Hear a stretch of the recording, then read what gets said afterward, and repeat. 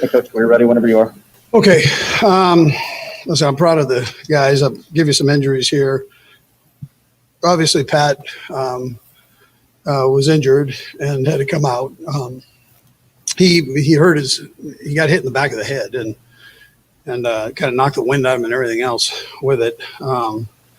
So we took him out. He's doing great right now, which is a real positive as we looked at this, passed all the deals that he needed to pass. And so we'll see where it goes from here. Rashard Breeland, he also got hit in the head, and they're kind of going through him right now. So I'll know more later here. But and then that was really it as far as the injuries go. Listen, our crowd was phenomenal tonight. Limited numbers in, but they were tremendous. The defensive stand at the end was huge. Chad Henne's run was huge. And then obviously his couple throws there toward the end were also big. I take full responsibility for the long interception. That was that's on me. And I'm proud of Chad and the way he handled everything. And, he probably said it best when he said, listen, this team is unbelievable when somebody has to come in and make them feel comfortable. And, that's what team's all about. So, again, I'm proud of the way he handled things. So with that, time's yours. Let's go first to Adam Teicher. Go ahead, Adam. Hey, Andy. Can you give us a little sense of how Pat's doing beyond what you said earlier? And Brad, I'll have a second question as well. Yeah, he's actually doing very well. I just talked to him, and he's doing good. We'll see how he is tomorrow, but right now he's feeling good. Okay. And what did you see from Chad Henne in the time you've had him that led you to have that kind of trust in him to throw that ball on fourth down? Yeah, listen, when you're around him, you just know. I'm glad he had an opportunity to play a week or two ago there, whenever our last game was, and get in and I think that helped him when he jumped in this time, of just being comfortable with the speed of everything. And everybody has full confidence in him. You saw how the team reacted on that run. We thought we had it. I think his elbow was down. I think it was a good call. Close call, but a good call. And I thought it was a heck of a throw the second play. We go through all of those Saturday night with the quarterbacks and those situations, 4th and 1 to win the game. What do you want? And that play happened to be there. My coaches were on board between Mike and Eric and Joe upstairs. They all did a great job with the spot, with the calls, with the everything. They were spot on. So it was a great job. The next is Sam Mellinger. Go ahead, Sam. Hey, Andy, this is a little bit, and Brad, I'll have one more if I can. This is a little bit different question than what I usually ask you, Andy, but there's so much happened in this game. Do you have a sense for what you will remember about this game? Is there one moment you think will stick out? Probably just the intestinal fortitude of the guys pounding through, not getting down when Pat went down. That's easier said than done. There's just, somebody asked that just about the quarterback. So that part of it, having that trust and having earned that respect from the guys, I think is big. I think we'll all remember that run and the dive and then the throw. But listen, nobody got down. There was nobody that was hanging their head or moping throughout the game. Things didn't always go the direction we wanted it to go, and the guys kept battling.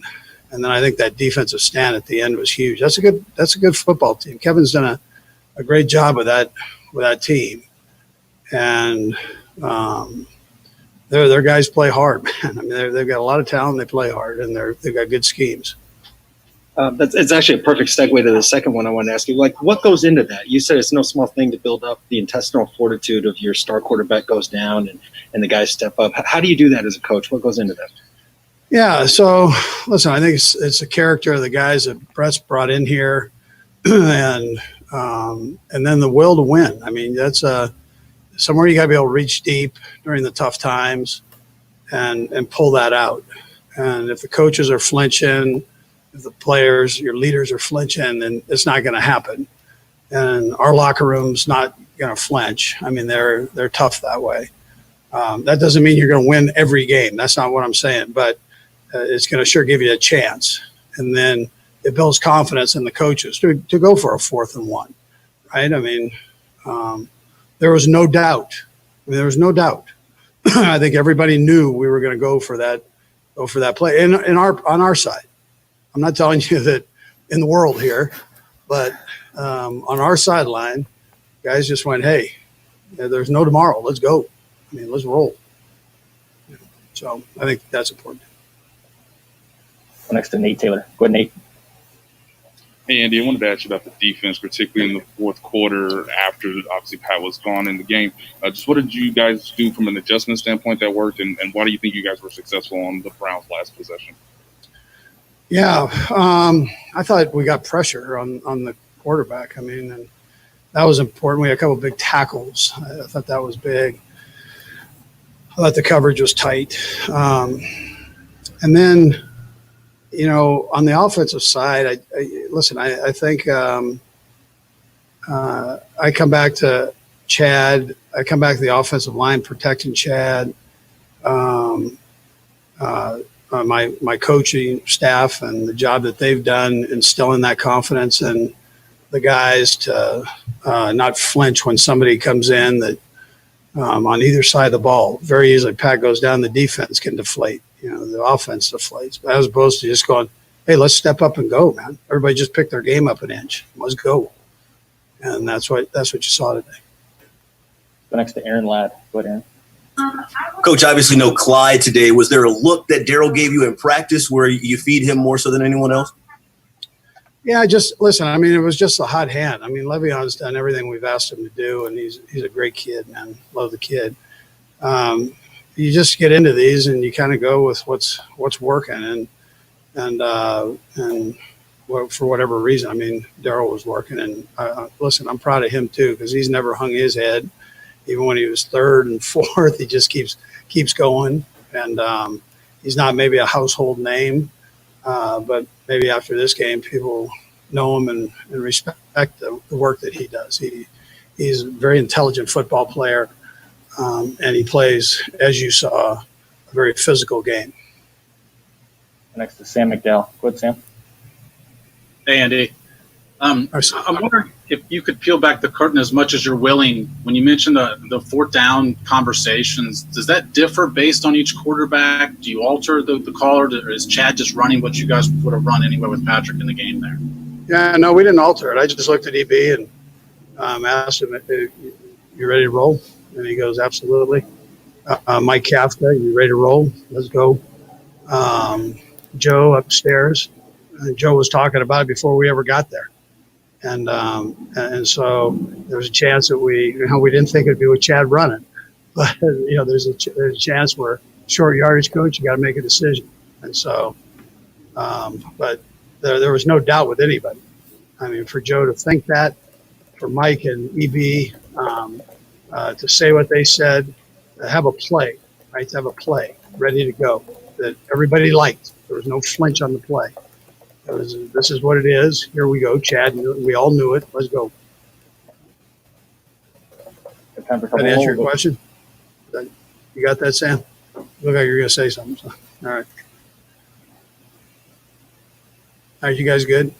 Anybody else? Herbie, you're not going to ask anything, dude? They're not going to let you talk? We've got a couple more, Coach. Put a muzzle on Herbie. We'll go Herbie and then Pete. Go ahead, Herbie. Thanks, Coach. I'm glad you saw my hand up. Yeah, man. Hey, you mentioned the guys digging in after Patrick Mahomes went down. And the question I have is, did you have the opportunity to say anything to them on the sidelines, or is this something they just took upon themselves? Yeah, there was no time to say anything other than let's go. Chad, get one. I mean, we're in the middle of it. Trying to win the game, right? So there's no time. We've rehearsed all that before. So it's not, And there was no time to talk about it. Guys know. And listen, that's the part that I think is a tribute to Chad and how he handles himself. So you don't earn that respect from the coaches and the players without handling yourself the right way every day. Whether it's in practice, he runs a scout team, he's a scout team quarterback, how he handles himself there. How he handled himself in the locker room, meetings. I mean, nobody had any doubt. And we'll go last to Pete Sweeney. Go, Pete.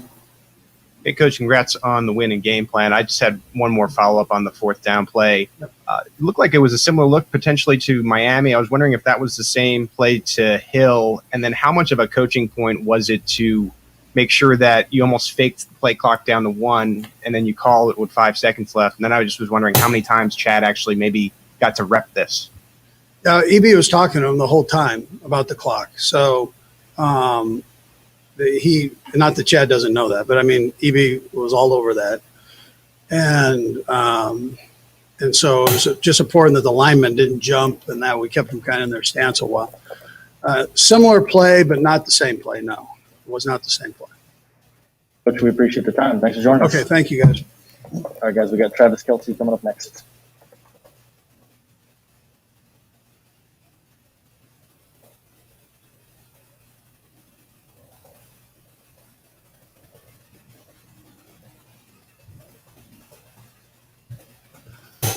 Hey, Trav, you ready? Ready when you are. All right, we'll go first to Nate Taylor. Go ahead, Nate. Hey, Travis, can you just walk us through the fourth quarter, the ups and downs, and what the conversation was in the huddle that obviously let Chad lead you guys to victory? Nothing changed, man. Nothing changed. Chad came in and uplifted us. We uplifted him, and we just rallied together, man. And that's what this team did, offensively, defensively, special teams. We circled the wagon and got a little bit tighter as a group and found a way to win against a good football team. Let's go next to Adam Teicher. Go ahead, Adam. Hey, Travis, what had you seen from Chad over the time he's been here to let you know he was going to come through for you on that not just the fourth down play, but also the third down scramble the play before?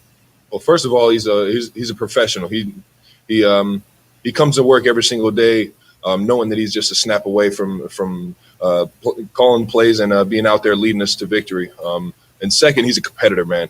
That guy, no matter what it is, that he's ready and he's fired up and ready to go. And we love him for it. And sure enough, when he came into the game, like I said, man, everybody was nothing really changed, man. We still had the fire in us. We know that we could score points with Chad and we could move the ball down the field with Chad. Go next to Karen Kornacki. Go ahead, Karen. Hi, Travis. How are you? Hello, Congratulations. hello. Big win Thank today. you. Hey, Myles Garrett just got done saying he didn't want anybody to think it was a deliberate hit on Patrick. Just first of all, if you guys had that initial worry, and second of all, just what goes through your mind when you see your leader kind of having to be helped off the field? Is it an immediate want to rush to the rescue, immediate takeover? I mean, does something change into another gear? So those two things. Well, I mean, you try and it's a violent game. It is what it is, and we wear helmets for a reason. That's because guys are flying around trying to take your head off, and it's you never want to say that someone purposely took somebody out the game, but they were flying around, and after the initial hit, they were fired up, saying that's what we do. So there was a lot of talk between me and their players, but for the most part, it was just in a competitive mindset, and because I do feel like those guys are good dudes, and I respect a lot of them for that, but especially Myles. And then on top of that, what was the second question? I'm sorry. You're on mute. Go ahead, Karen. We'll come back to you. Sorry about that.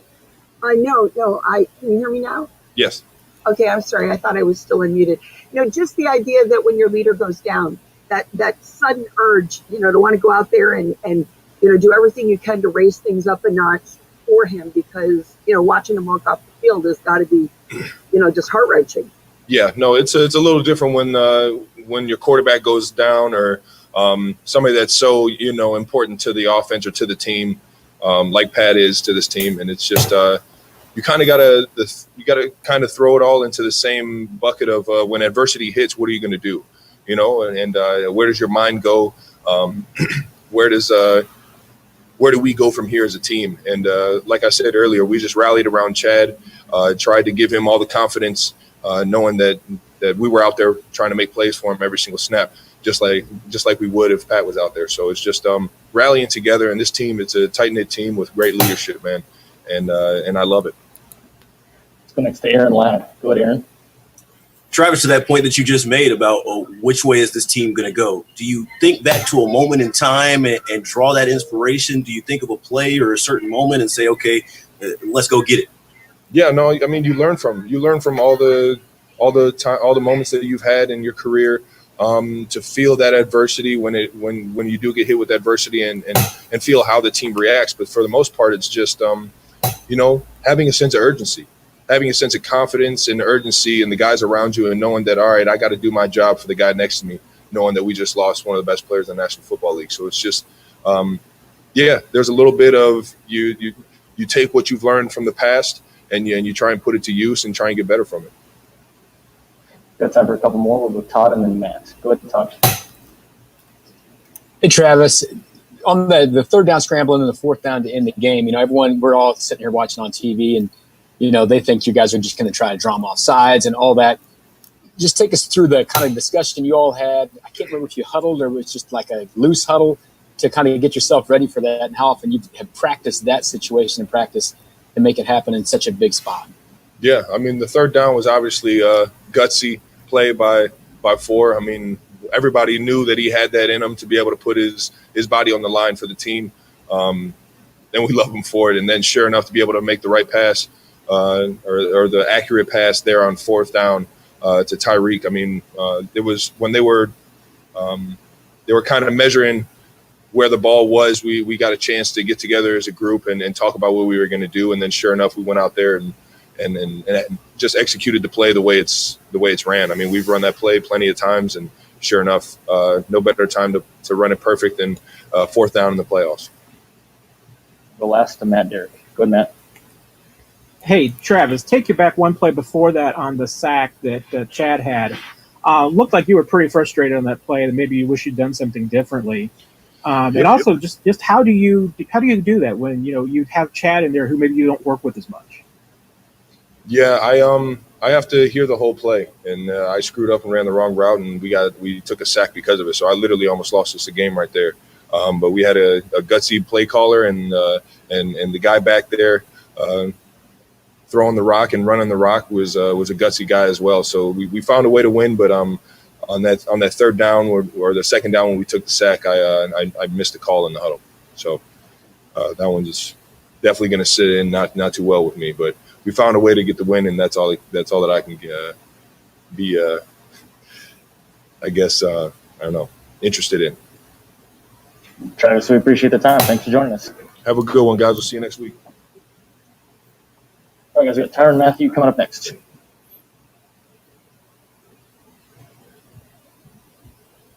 Hey, Ty, you ready for us? Yes, sir. All right, we'll get started. We'll start first with Aaron Ladd. Go ahead, Aaron. Chris was telling us earlier this week, it's a team game. There's points when the offense picks up the defense, and there's points when the defense picks up the offense. And I felt like, especially in that second half, there were points when the defense really had the offense on their shoulders. What was going on through the huddle, and what was kind of the conversation for you all? It's playoff football. It's championship football. I think every unit, has to take it upon themselves to, hold themselves responsible and accountable. So it's all about the team. I don't think defensively, we try to do anything special. We just try to do our jobs. We just try to play fast, communicate with one another. Felt like we started the game off fairly well. Kind of got a little laxed in the middle of the game. But then in the end, we kind of snapped back to reality, understood the situation, and was kind of able to get off the field, when we needed to. Go next to Matt Derrick. Go ahead, Matt. Hey, Ty, kind of following up on that question, you come onto the field after the interception. Cleveland's got a chance to come down, potentially take the lead. What was kind of the attitude? What were you guys talking about there on the field going into that drive? Well, it's all about making a stop. I think anytime you get in the game, and it gets critical, the score gets tight. It's all about the outcome of the game. How can we win the game? How can we make the right plays, the routine plays? And I think that's really all we tried to do. And then obviously the offense went out there, was able to convert that fourth down and, kind of ice the game. But we just try to go out there and do our part. Next is Sam Mellinger. Go ahead, Sam. Hey, Tyron, you talk all the time about sort of one team, one heartbeat, right? I'm just curious I know it's the other side of the ball, but when the quarterback goes down like that, is that part of the conversation at all? Do you guys talk about that?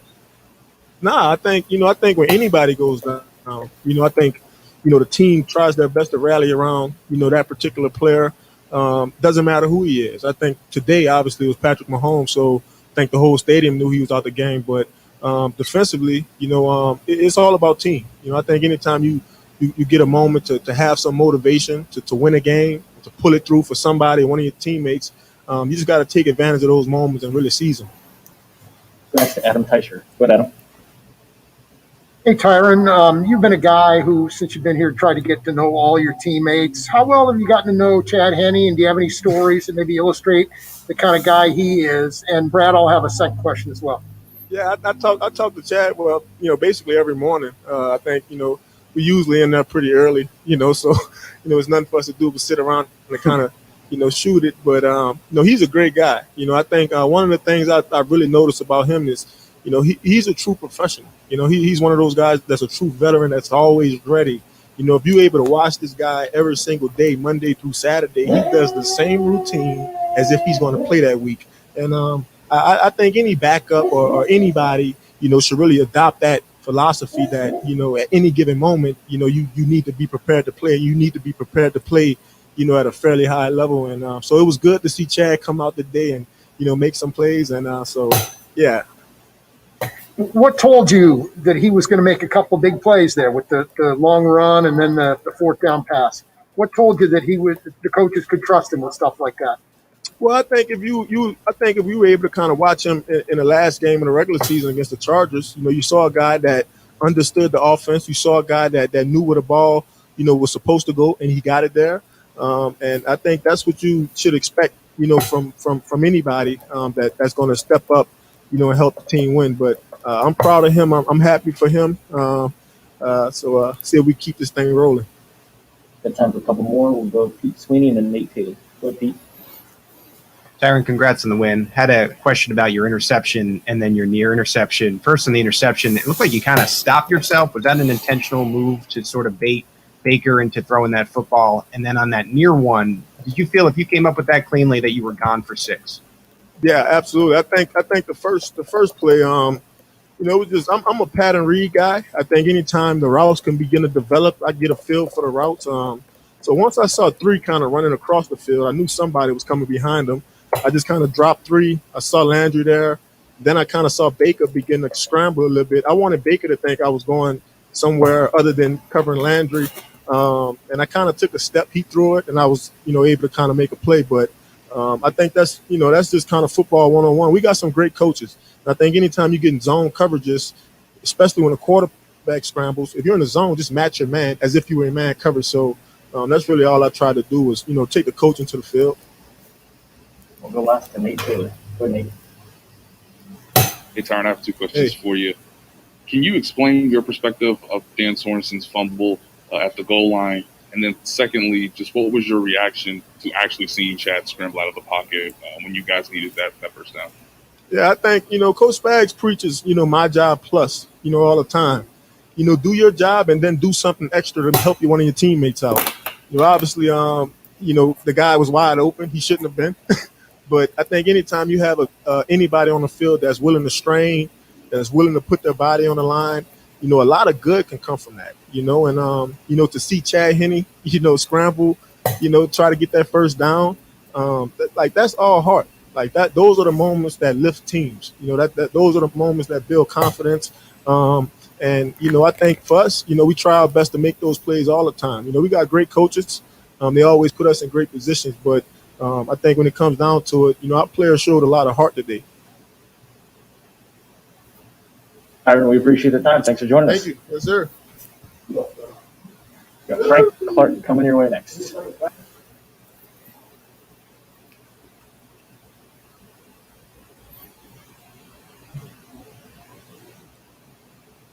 Hi, Frank.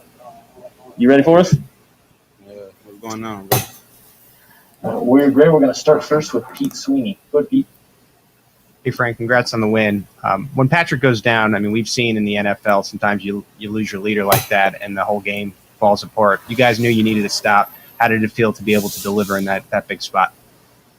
Just doing our job. You execute and you practice it all day during the week, all season. That's why you do those different situational things. And it was one of those. Hats off to Chad, OG, triple OG, like I said before. We go all the way back since the days where I wasn't even in Michigan. I was in high school. And he was throwing. I don't even know if I was in high school yet. I was probably in elementary still when Chad was throwing the ball at Michigan. But man, he came in and did what he had to do. Simply just did his job. We'll go next to Aaron Ladd. Go ahead, Aaron. Yeah, sticking with Chad Henne, Tyron just described him and said that he's in there every day preparing as a true professional. Do you have a story of Chad Henne behind the scenes that people don't see much of him in? Man, it's just the work. People don't see his work ethic. That man right there, he works so hard. What is this? You're 14, you're 15, whatever it is. Who cares? He's still out there making plays and doing his job. Man, he's putting his head down. Man, that just shows you what type of competitor he is. You like you said. You watch Pat go down and you hear the whole stadium gasp for air. Everybody's looking for questions and looking for things. But when you got a guy who's always prepared, a guy who does his job and takes his job serious, the results will show for itself. Next to Matt Derrick. Go ahead, Matt. Hey, Frank, there was a lot of talk going into this game about the Cleveland ground game and toughness of Chubb and Kareem back there. Outside of a couple of runs in the third quarter, he kind of really helped him and held him in check. What was kind of the key to setting the tone on the ground attack? It was just getting off fast, and tackling. I think in the first half we did a great job in tackling and keeping those guys contained. I believe they had 18 yards. We did a hell of a job keeping them contained. Second half came out kind of flat as far as making the tackles and stuff. We started tackling high. Some of those long drives you see, guys get a little tired, a little fatigued. So, a little technique go away. But, we was able to just dead it when we did. It was we knew, at some point they was going back to that run game. That's they do best. They got one of the best two, if not the best 1-2 punch in running backs in the NFL. And they showed that all year. And, we were just able to go out there and get the job done and do enough to keep them contained. Next to Nick Jacobs. Go ahead, Nick. Frank, for you, and Brad, all the two-part on this. Frank, for you, what are you going to remember most from this football game when you look back on it down the road? Man, just how we came together in one other team. Just like I remember every game. I remember every game very vividly. And, the best ones are when you do it as a team. When you can go in there, you got all this adversity. You got these different situations that come up in the game. That goes down, your quarterback. Those are all adverse situations. In adversity, the true man rises to the top. The cream rises to the top in adversity. And, shout out Chad. Like I said, he was the cream today, baby. Now, for you, what do you think from this game you guys can take as a team to help propel you? Man, we got to take the little things. The missed tackles, the finishing plays, stuff like that. When we up, just keeping our foot on guys' throats. Not letting up to keep on finishing in the finish game. I feel like that's the goal. I feel like that's the emphasis. Coach Spags always talks about it's finishing. To keep on chopping wood and weather the storm. It's always going. Team is good, man. It's the NFL. It don't matter the history of the team. It doesn't matter what they haven't done. It's the NFL. You're going to see teams challenge the Chiefs because we are the champions. I think people forget this. They're going to challenge us every day. They're going to challenge us every day in their meetings. They're going to challenge us every day on their field to be the best they can be to beat us. So we have to understand that and come to work every day ready to work. We'll go last to Darren Smith. Go ahead, Darren. Hey, Frank, congratulations on the win. Obviously, you all will be hosting Buffalo next week. What's the team's initial thought on that matchup? And, what is it that you saw in last night's game that, and coming out of tonight's game, that you all will see that will help you better prepare for your game next Sunday evening? Oh, man, you take that night off, you take a few days off and you relax and you come back too.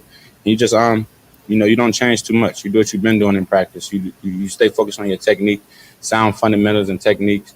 And, you go out there and you trust your preparation. That's all it is. It's trusting your preparation. And for the things you're doing in practice, things you do in practice, things you do throughout your week, taking care of your body, all those things just restarts by the week. And I feel like that's the key. We can get in the lab, take care of our bodies, get our minds back right, have a short-term memory about the game. This game is over. It's won. It's over with.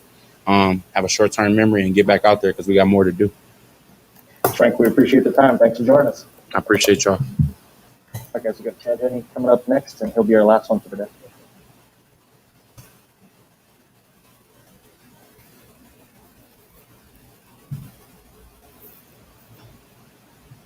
Hey, Chad, you ready for us?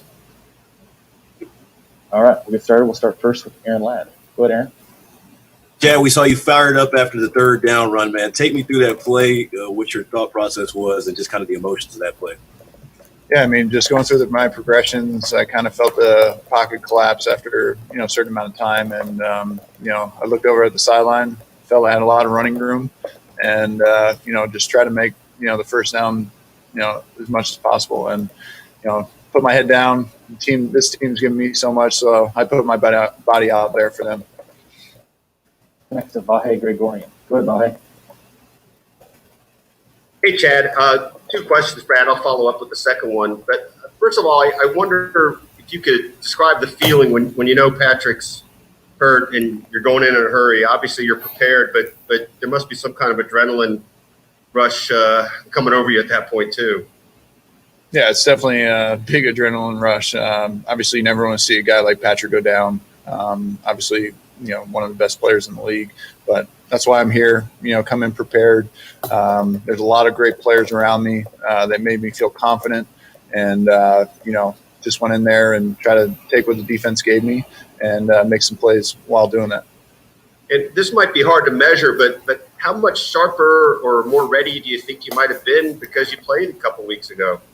Yeah, definitely felt a lot more comfortable out there playing the last game of the season against the Chargers. Full week of preparation. Feeling the pockets, especially as a quarterback, is very important, especially if you haven't been there in a while. But felt confident. I mean, there's a lot of playmakers out there, and just a great opportunity for me to get out there and see some guys make some plays. Next to Adam Teicher. Go ahead, Adam. Hey, Chad, you've played a lot of football, but I'm guessing you would probably call tonight's game and particularly the last couple of plays highlights of your career. What kept you going? What told you through all those years when you weren't playing that it was going to happen for you and someday you were going to make some plays to help win a playoff game? I just think just my personality. I'm always a competitor, and throughout the years, if it went my way or didn't go my way, I just felt like I loved the game still. Love being around the locker room, and especially coming here just enlightened me. I mean, Coach Reid and his staff and the players here just brought out a lot of me, and especially Patrick, to see all of his success. And he's helped me out more than I feel like I helped him. And it's just a pleasure to be here. And this is why I play. And I prepare each and every week to go out there and be the best me, and just have fun with the guys.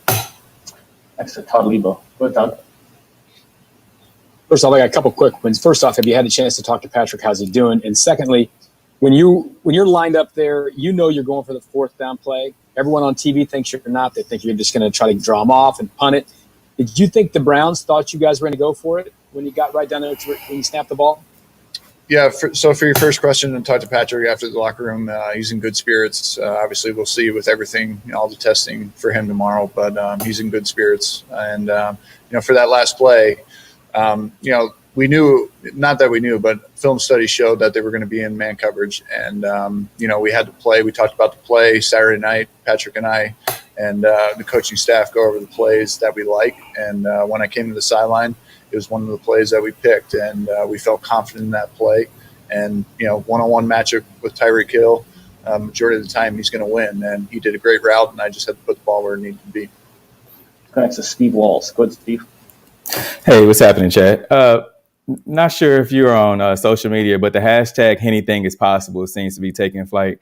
Patrick has even tweeted it after the game. But talk about the brotherhood, your teammates, and the love of your teammates and the love that they show for you.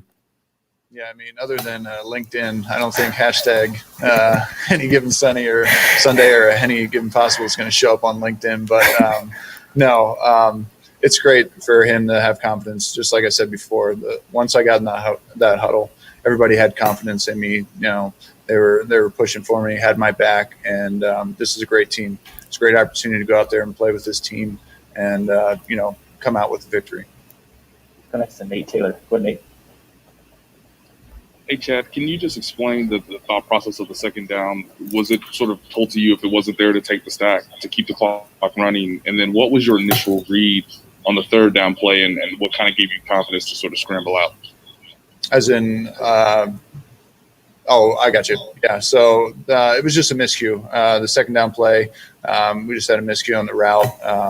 The play wasn't there. Once I felt like there was a run route, I just got off it and just, did the best I could, protect the ball. And then on the third down play, they did a great job. They covered our major routes out there with Kelsey and Tyreek, and had the field covered. I felt the pocket collapse and saw a lot of running space, and just went out there, checked the chains, and tried to get the first down if I could. Next to Pete Sweeney. Go to Pete. Congrats, Chad, on the win and the play. I was curious what exactly is going through your mind when you complete it to Hill and he's able to stay in bounds, and it sort of sets in that you pulled this off and you guys are going to advance. Yeah, obviously full excitement. We knew first down wins the game, and like I said before, we love the play, love the matchup, and for me, it's just he won the route and just put the ball where it needed to be, and we're a smart team. Coach is always reminding us in the headset, hey, first down's game, don't go out of bounds, stay in bounds, and Tyreek made a smart play there, and icing on the cake. We'll go last to Nick Jacobs. Go ahead, Nick. Brett, I'll follow up for this. Chad, for you guys have taken everybody's best shot for 16 weeks. How did that mentally prepare you guys for what you experienced today with the ups and downs?